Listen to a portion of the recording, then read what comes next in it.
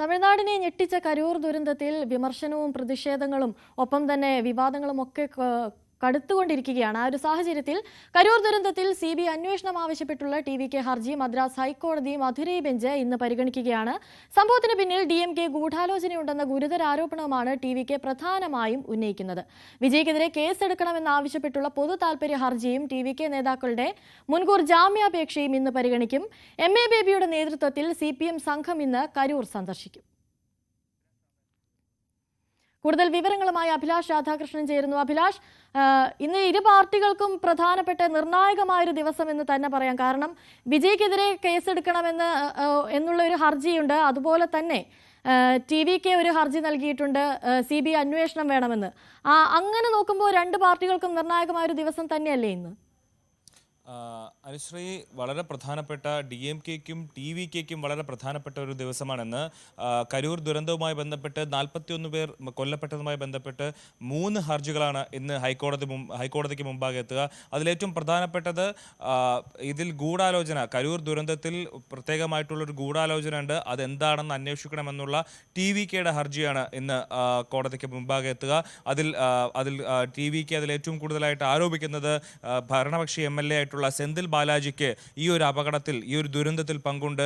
അതുപോലെ സർക്കാർ കൃത്യമായ രീതിയിലുള്ള അവിടെ സുരക്ഷാ സംവിധാനങ്ങൾ ഒരുക്കിയില്ല, അതിൽ വലിയ രീതിയിലുള്ള പാളിച്ചകളുണ്ട്, അതെന്താണെന്ന് പരിശോധിക്കണം. അതുപോലെ ഈ ദുരന്തമുണ്ടായ ഉടൻ തന്നെ 30ഓളം ആംബുലൻസുകൾ ആ പ്രദേശത്തെത്തി, അതെങ്ങനെയാണ്, അതിനെ നേരത്തെ ഒരുക്കി നിർത്തിയിരുന്നതാണോ, ഇത്തരത്തിലൊരു ദുരന്തം അവിടെ ഉണ്ടാകാൻ സാധ്യതയുണ്ട്, അല്ലെങ്കിൽ അവിടെ ഒരു ദുരന്തം ഉണ്ടാകും, അത് പ്ലാൻ ചെയ്തതാണ് എന്നുള്ള തരത്തിലൊരു ആരോപണമുണ്ട്. അതുപോലെ എത്രയും ഈ അപകടമുണ്ടായ മിനിറ്റുകൾക്കകം തന്നെ സെന്തിൽ ബാലാജി ആശുപത്രിയിലെത്തി, ആശുപത്രികളെല്ലാം റെഡിയായിരുന്നു. അതുപോലെ തൊട്ടടുത്ത ദിവസം രാവിലെ തന്നെ മുഖ്യമന്ത്രി എത്തി, ഉപമുഖ്യമന്ത്രി, വിദേശ പര്യടനത്തിന് പോയിരുന്ന ഉപമുഖ്യമന്ത്രി ഉദയനിധി സ്റ്റാലിൻ ആശുപത്രിയിലെത്തി തുടങ്ങിയിട്ടുള്ള എങ്ങനെ എത്തി, ഇത്തരത്തിലൊരു അപകടം ഉണ്ടാകുമെന്ന് ഇവർ നേരത്തെ അറിഞ്ഞിരുന്നു എന്നുള്ളതാണ് TVK ഉന്നയിക്കുന്ന പ്രധാനപ്പെട്ട ചോദ്യങ്ങൾ.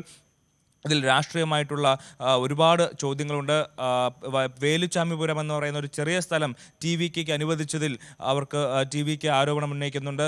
തൊട്ടടുത്ത് കോളനിപ്പട്ടി എന്ന് പറയുന്ന ഒരു വലിയ സ്ഥലം ഉണ്ടായിരുന്നിട്ടും വേലുച്ചാമിപുരം എന്ന് പറയുന്ന ചെറിയ സ്ഥലം ഇത്രയും വലിയ ആളുകൾ കൂടുന്നിടത്ത് എന്തുകൊണ്ട് അനുവദിച്ചു? അതുപോലെ 500-ൽ താഴെ പോലീസുകാരെ മാത്രമേ ഇത്രയും വലിയൊരു ആൾക്കൂട്ടത്തിന് നടുവിൽ സുരക്ഷയ്ക്കും നിയന്ത്രണത്തിനും വേണ്ടി സർക്കാർ നിയോഗിച്ചുള്ളൂ തുടങ്ങിയിട്ടുള്ള നിരവധി ആരോപണങ്ങൾ TVK ഉന്നയിക്കുന്നുണ്ട്. ഇതിന് പിന്നിൽ DMKയുടെ കരങ്ങളുണ്ടോ എന്നുള്ള കാര്യങ്ങളിൽ, ഗൂഢാലോചന ഉണ്ടോ എന്നുള്ള കാര്യങ്ങളിൽ കൃത്യമായ അന്വേഷണം വേണമെന്നുള്ളതാണ് TVK നൽകിയിരിക്കുന്ന ഹർജി.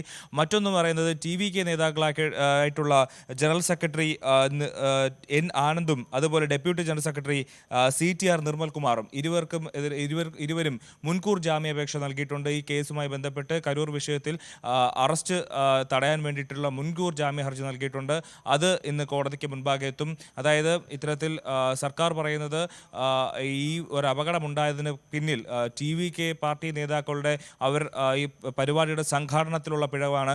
അപ്പോൾ സംഘടനാ നേതാക്കൾക്കെതിരെ, ഈ പരിപാടി സംഘടിപ്പിച്ച നേതാക്കളാണ് ഇതിൽ കുറ്റക്കാരായിട്ട് വരിക, അവർക്കെതിരെയാണ് നടപടി വേണ്ടത്. അതുകൊണ്ട് തന്നെ ഇത്തരത്തിൽ N ആനന്ദിനും CTR നിർമ്മൽകുമാറിനുമെതിരെ പോലീസ് കേസ് രജിസ്റ്റർ ചെയ്തിരുന്നു. അവർക്കെതിരെ അറസ്റ്റ് തടയാൻ വേണ്ടിയിട്ടുള്ള മുൻകൂർ ജാമ്യ ഹർജിയാണ് ഇന്ന് കോടതി പരിഗണിക്കുക. മറ്റൊന്ന് പ്രധാനപ്പെട്ട ഒരു ഹർജി എന്ന് പറയുന്നത്, ഈ വിഷയത്തിൽ സർക്കാർ പോലും വിജയ്ക്കെതിരെ കടുത്ത നടപടികളിലേക്ക് കടക്കാതിരിക്കുന്ന സമയത്താണ് PH ദിനേശ് എന്ന് പറയുന്ന ഒരു ചെന്നൈ സ്വദേശി കോടതിയെ സമീപിക്കുന്നത്. അതായത് ഈ വിഷയത്തിൽ, കരൂർ ദുരന്തത്തിൽ TVKയുടെ മറ്റെല്ലാ നേതാക്കളെയും പോലെ പങ്കാളി തന്നെയാണ് അധ്യക്ഷനായിട്ടുള്ള വിജയും.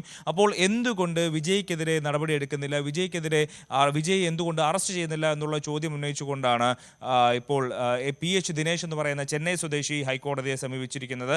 ആ ഹർജിയിലും ഇന്ന് കോടതി പരിഗണിക്കും. അതിൽ പ്രധാനപ്പെട്ട ഒരു ചോദ്യം എന്ന് പറയുന്നത്, സംഭവ സ്ഥലത്ത് വിജയ് ഉണ്ടായിരുന്നു, വിജയെ കാണാനാണ് അവിടെ ഇത്രയും ആൾക്കാരെത്തിയത്. അപ്പോൾ അതിൻ്റെ ഉത്തരവാദിത്തം വിജയ് ഏറ്റെടുക്കണം. പക്ഷേ DMK സർക്കാർ അടക്കം, വിജയ് വലിയ രീതിയിൽ കടന്നാക്രമിക്കുന്ന DMK സർക്കാർ പോലും വിജയ്ക്കെതിരെ ഒരു നടപടി എടുക്കുന്നില്ല. അതെന്തുകൊണ്ടാണെന്നുള്ളൊരു ചോദ്യം കൂടി ചോദിച്ചുകൊണ്ടാണ് PH ദിനേശ് ഇപ്പോൾ ഹൈക്കോടതിയെ സമീപിച്ചിരിക്കുന്നത്.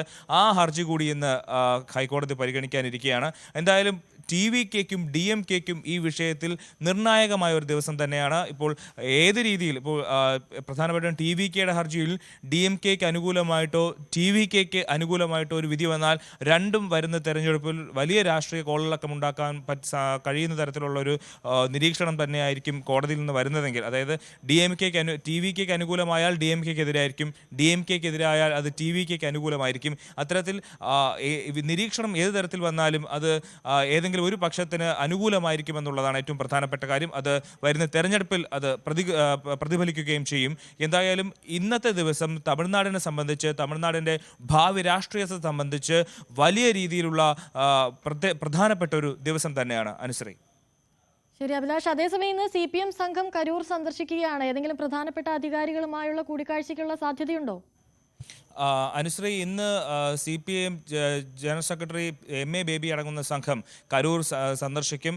പ്രധാനപ്പെട്ട ഈ അപകടമുണ്ടായ വേലുച്ചാമിപുരം സന്ദർശിക്കും. അതുപോലെ ബാധിക്കപ്പെട്ട മരണപ്പെട്ട ആൾക്കാരുടെ ബന്ധുക്കളെ സന്ദർശിക്കും.